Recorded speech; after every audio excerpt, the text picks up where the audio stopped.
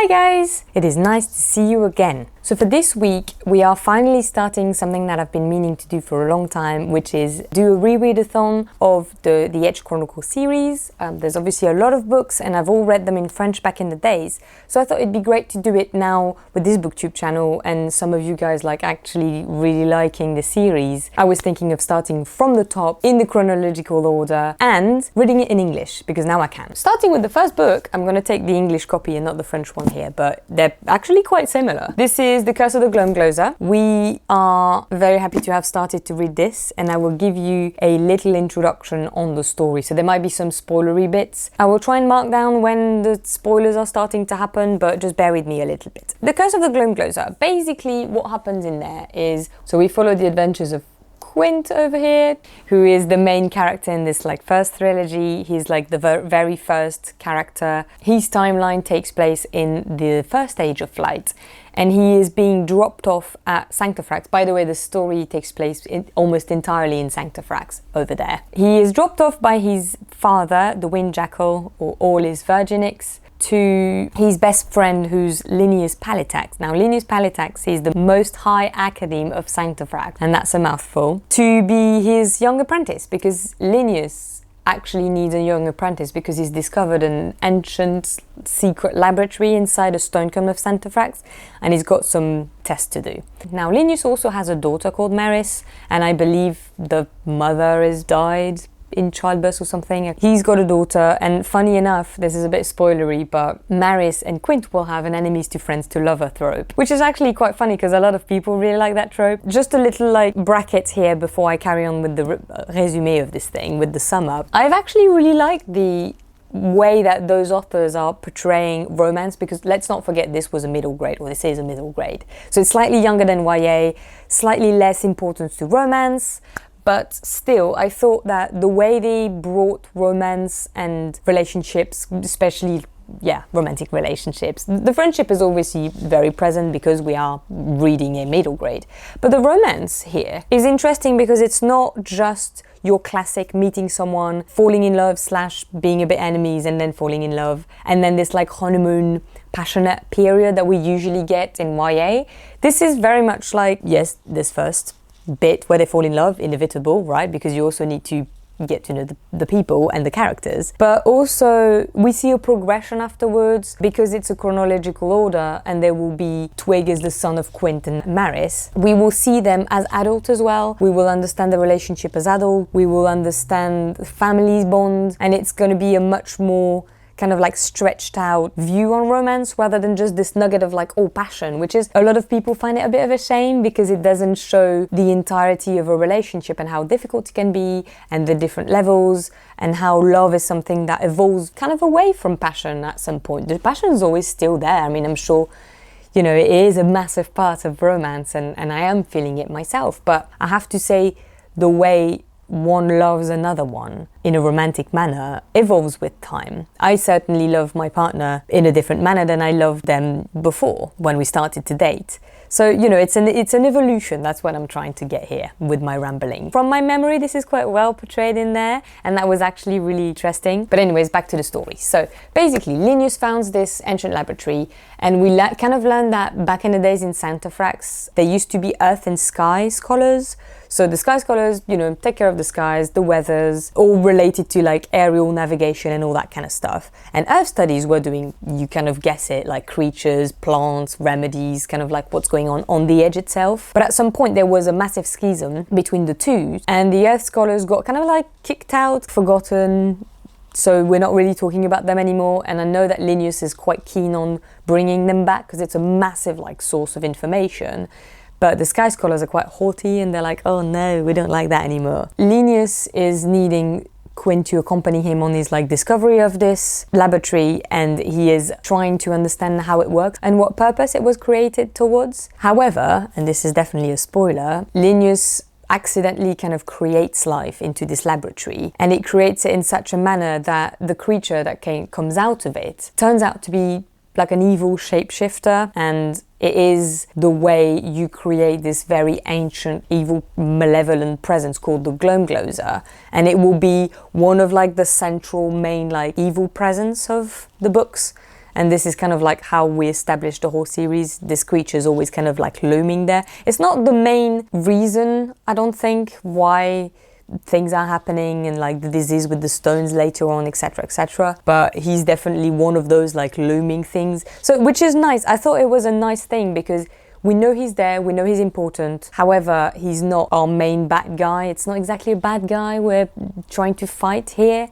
It's more a disease, I think, throughout this whole series. And it's nice, it's not like a Voldemort, so that's nice. Alright, so now a bit more onto the review itself. I actually thought it was not a tough read, because that'd be probably exaggerating a little bit, but I thought for the age range of this, which is 9 till 12-ish, obviously everyone is welcome to read anything, you know, it's always like the freedom. The audience aim was definitely 9 till 12, but I thought certain passages of this book was actually quite tough. So we've got Bungus Septril, sorry if I mispronounce a few bits. We've got his death, which is quite a difficult read.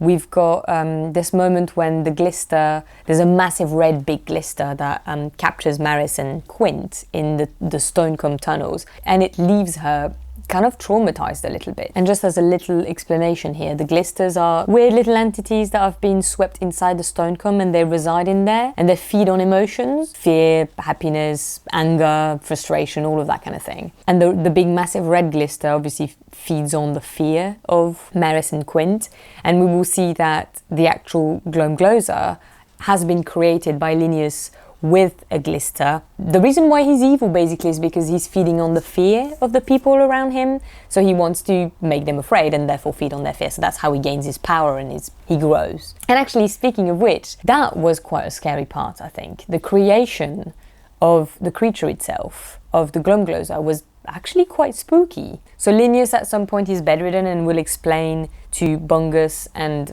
a few other characters, I think Maris as well, what he did, why he created this character, what happened, and he just explains to everyone like how it happened. And he explains how this creature that was just frail and really fragile just slowly grew into this evil shapeshifter. And it's spooky as hell, I think, especially the illustrations. I was just looking at those, reading the text, and I was just like, oh my god, it's scary, and you're thinking, wow, like it's definitely a creature I don't want to encounter in front of me. And I thought it really gripped me when I read it. And actually I have a passage here to explain a little bit more who the Gloamglozer is and what he does and his powers. We've got a really handy little chapter there, a little passage that explains it really well, so I'll give you a little read there. The Gloamglozer, or Ancient Wanderer, is said to have been created eons ago at Riverrise. It was an evil time before the Mother Storm seeded the hedgelands with life as we know it. The Gloamglozer was one of the ancient ones that dwelt in the air, one of the ghouls and the demons that fought and fed off each other in the edge of darkness. It lived on long after the other nameless ones disappeared because it was a shapeshifter, a begiller, a seeker of lost souls. It was only with the Age of Light and the coming of Cobalt the Wise that the terrible creature finally faded into the mists of the Ageland and into the myth and folklore, a fireside fable to frighten children with. Pretty neat. I thought it was really good. I really like the establishing of like the before. It just gives like a lot of flesh to this entire book. It's just so interesting. And what I really liked also about this creature, I'm going to linger a bit on him because he's quite important, is that, and I say him actually, and it's not true, because the authors have been very careful to reference it as a creature, an it. There is no gender. It's not more female or male. I think it's more an entity, and I really enjoyed that. And I can't help but comparing it to Voldemort and obviously Harry Potter. But it was just so interesting that they decided to make it a proper creature and that we don't have to associate a gender with it. It's just, I don't know, it's a little nugget I thought that was quite good, especially from our perspective. I'm not going to spoil how we kill it or how we defeat it because he's going to linger a bit over the series, but you will see that a bit later. Now for something a bit different. So the Maris case, and specifically her status and her feelings towards how her dad preferred to ask his best mate to get his son rather than ask her, is something that's been kind of touching me. I know, so let's bring this back to context. This is the second trilogy they wrote. So the first one was started to be written in 1998. Then the second and third in the trilogy was, I think, respectively 1999, 2000, 1998, 1999, and 2000. But the Curse of the Gloamglozer was written in 2001.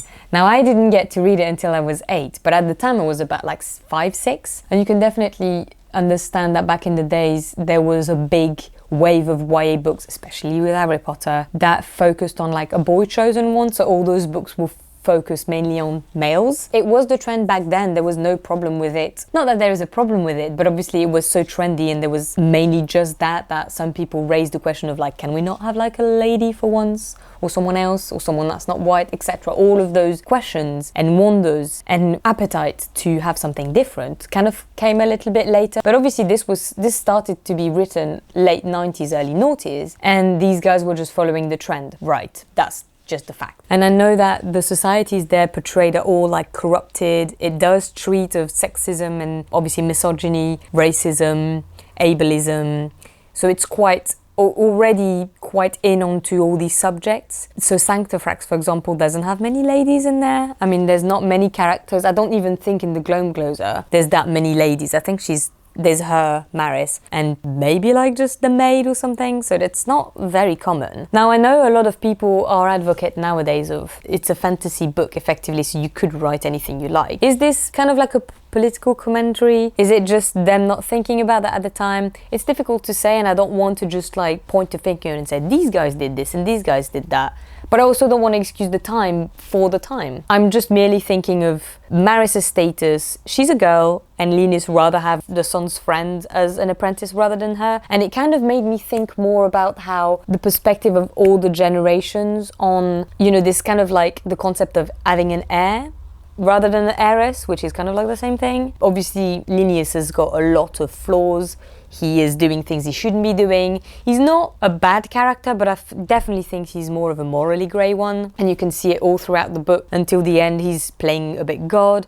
So his decision to pick Quint is kind of like, yeah, it's questionable, but it's not out of character. And I think he's kind of like portrayed eventually as like a negligent father, which is a bad trait, and it's clearly portrayed as like, he's too busy, he can't be asked. Basically. It's interesting also to see dysfunctioning families, because it does happen, and obviously Maris feels quite lonely and then eventually jealous of Quint. She is quite petty, at least the first half of the book. She's, you know, she hates Quint, he's taking her place, and you could think, oh, why portraying a woman that petty and that jealous of men? But at the same time, I'm thinking, you know, they're 14, I'd probably react the same if I was 14, and eventually they both have this like growth and this progression, and I don't think it's a redemption arc per se, but you can definitely call it more like a growing arc, where she will understand that Quint is not there to steal her dad, he's just been kind of picked and he's there stuck in the middle, and she will rather befriend him and they will work together towards saving her father, rather than her being like, ugh, you're such a dick. Like, she's able to accept Quint and work alongside him. But back to something a bit lighter to finish this off. I thought it was beautifully written, as always. It's super imaginative.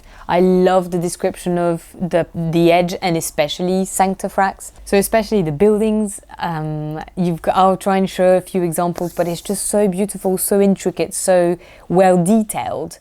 I love that you've got the illustrations from Chris Riddle to kind of like guide your mind. It just felt so good, and yeah, I definitely felt this was just a way to accompany me, and it just helped me ground myself. I just really enjoyed that. Describing also like appearances of characters, even just scholars walking around Sanctifrax and describing views, and it's just so nice. I also particularly enjoyed when he goes into the Great Library and he has to retrieve that like ancient scrolls, and it's all like this massive warehouse where all those scrolls are piled up together, and he has to like climb up these little like ladders, and it's really intricate and interesting. It's just so imaginative. It's just really easy, I think, to get lost into that book and that series and that universe. So I would definitely recommend it for sure. So that's kind of it for the first book. I don't want to stretch myself too much. There's a lot of things to be discussed in there, but I don't fancy doing an hour-long videos on every single one of them, because it's going to become boring for you guys. But I definitely would recommend starting chronologically for that series for sure, because it just feels quite like progressive. It just gives you that extra kind of like knowledge. So when you will roll into the other trilogies, you'll be able to kind of of grasp this whole thing. It's nice, I think, to do it this way this time, because when I was little, obviously I read it in French. Those books didn't come out until a bit later, so I had to wait in between them. I had to do the Twigs trilogy, I had to go back for the Quint and then go forward for the Rook. And I actually didn't even get to the end because the Kate saga hasn't been translated in French and I was long gone in the UK since then. So we will discuss a little bit more about this when I will carry on with the Winter Night, and you will definitely hear about this once again.